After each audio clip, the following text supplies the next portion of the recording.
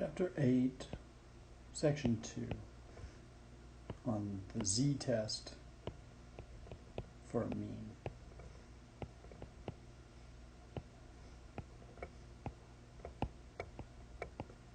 Or in other words, for mu.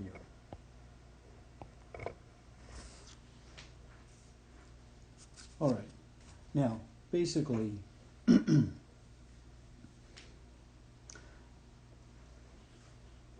the one thing, well, the two things, the one or two things that we need to know is, or are this. First of all, we need to know what distribution we are using, and then second of all, we need to know the proper way to compute the test statistic. And so here, in certain circumstances, when we are trying to test a claim or a conjecture or a hypothesis about the population mean, mu, in certain circumstances, we will be using a z-test. So that is going to be using the standard normal distribution or the z distribution. Okay. In these instances, when we're using the z distribution, we will be using a z-score for our test statistic.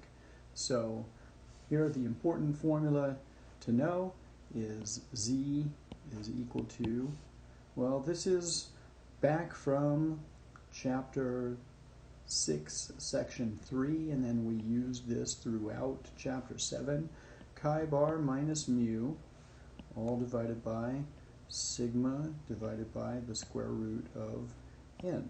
So that was our standard way of computing a z-score from our distribution of sampling means.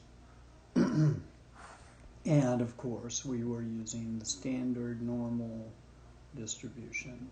So z. I'll just say z and not say anything about the degrees of freedom, so that way you don't think that it's the t distribution. All right. So we're going to go ahead and do an example of performing a hypothesis test to test a claim about an average, a population average, the mean. And we'll begin with example 8-3. So here we are looking on page 427.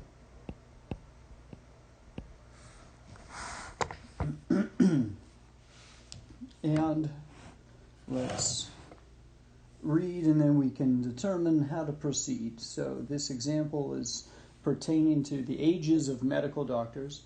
It says a researcher believes that the mean age of medical doctors in a large hospital system is older than the average age of doctors in the United States, which is 46. Assume the population standard deviation is 4.2 years. A random sample of 30 doctors from the system is selected, and the mean age of the sample is 48.6. Test the claim at alpha equals 0.05. All right, so we'll pause here and collect together all of the pertinent information and then proceed with our hypothesis test. So I have identified here the important information. So we're comparing the average age of the doctors in this large hospital network that we're examining with the national average, which is 46 years. So that's why I have mu equals 46 written here. It's said to make the assumption, careful with assumptions, that sigma is equal to 4.2 years, the population standard deviation. Remember, a lot of the time we don't actually have this. We may not even have it right now. They told us to assume that it was this. So we technically don't even have that. But that right there is what enables us to use the z distribution. They gave us a sample size of 30, and they said, okay, look, the average of that sample is 48.6 years. Excuse me. And they said, in addition to that, test the claim at alpha equals 0.05. Okay. By the way, if they just said test the claim, you are enabled to pick your level of significance, or if you're worried about that, then yeah, there is a rule of thumb. The standard rule of thumb, if they don't give you a value for alpha or a significance level for your hypothesis test, is to just use alpha equals 0.05. So there that is. All right, so, whoops.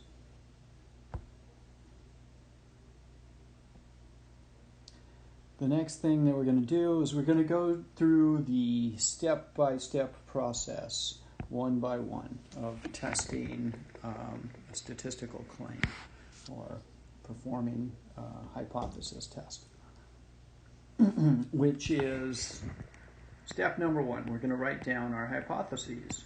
We're going to start with the null hypothesis, H subscript 0, and that basically is already written down for us, is that mu is equal to 46 years. Okay? So basically, if we don't find enough evidence that allows us to say that the average age of the doctors within our hospital network that we are looking at is significantly older than 46 years, then we'll just say, okay, well, it's the same as the national average, and somebody came up with that was 46 years, so we'll just go with that. All right.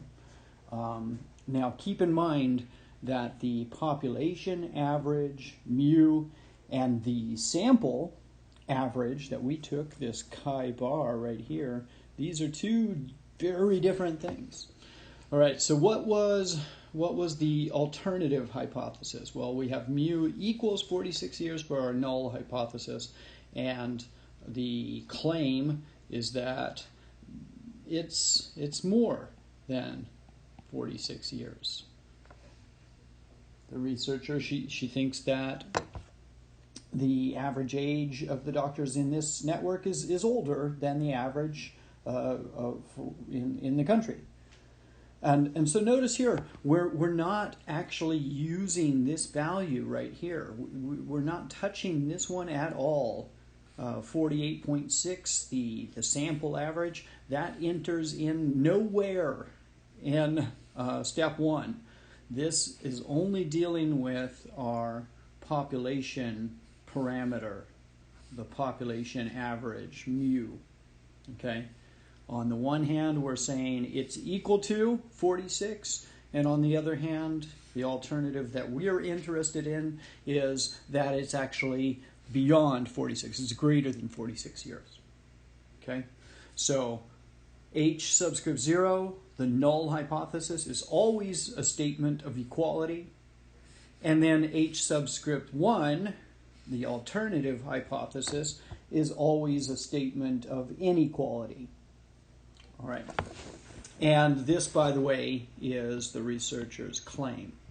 And so that is what we'll come back to.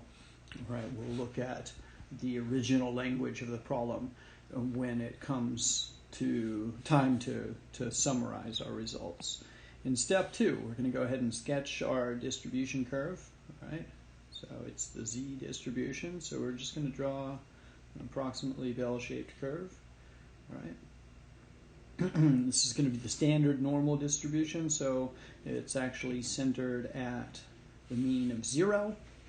Okay, never mind the actual values themselves. This is our critical region on the standard normal distribution itself. This is what?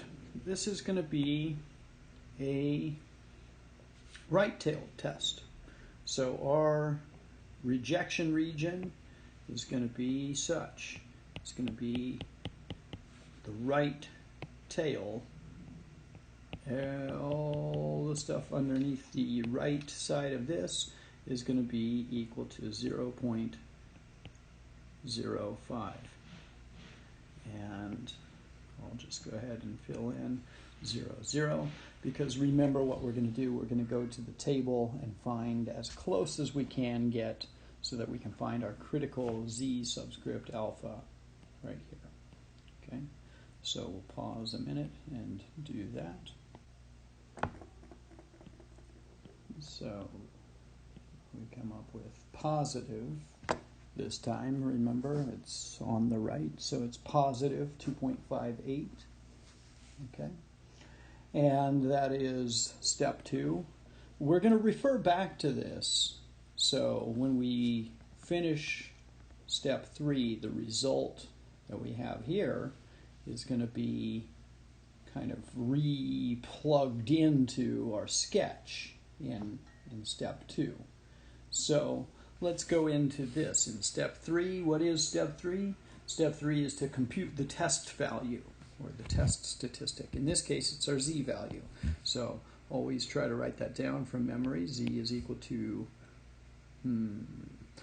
chi bar minus mu, all divided by the standard deviation, but then remember it's that divided by the square root of n. And so here we're going to just substitute in everything that we have. We're going to plug in 48.6 in place of chi bar, 46 in place of mu. We have 4.2 for sigma, and we have 30 in place of n. So we'll go ahead and work that whole thing out. And after consulting with the calculator, I see that this is equal to 3.39. 3.39. Okay, so this is our z-score, 3.39. We know that z-scores that are in this range, either positive 3 and up, or negative 3 and well, you know, greater in magnitude or below, right, are kind of rare, right? Let's go ahead and look at where is 3.39 on our graph. Well, it's actually, let's see, there's 0, there's 2.58, I don't know, you know, it doesn't have to be exact, as long as we know which side of the boundary line it's on. As long as we can determine, all right, it's to the right of the cut score, which is 2.58, we have 3.39 right here. It's a little bit messy. All right, so our test value is where? It's in the rejection region, okay? So on this side we would, I'm sorry, you can't see that. I'm hovering the pen over the page, but you can't see it. On this side over here, we would not reject H subscript 0 if our test statistic was any Z value that was not in this range here. I'll draw it in red, this range here. And so what we noticed was that our Z value, 3.39, was in the rejection region. So step 4, we'll make the decision to reject the null hypothesis. Reject H subscript 0. And that's all we have to say for that. Now, not so true for number 5. In number 5, we have to actually summarize the whole result.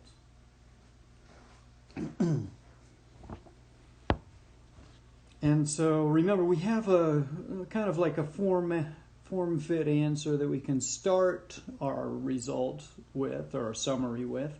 We can start it by saying the evidence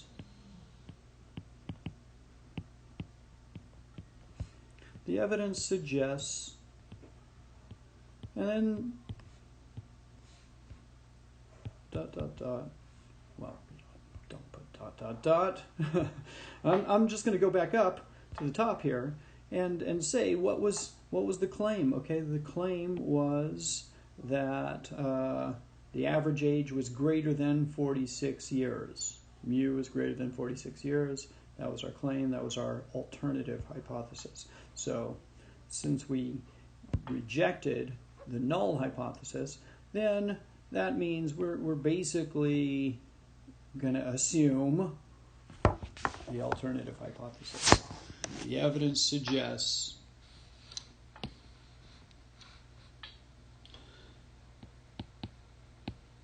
the average age of the doctors in this hospital network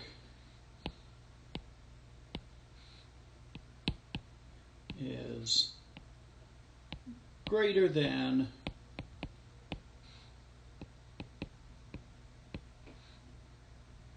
46 years.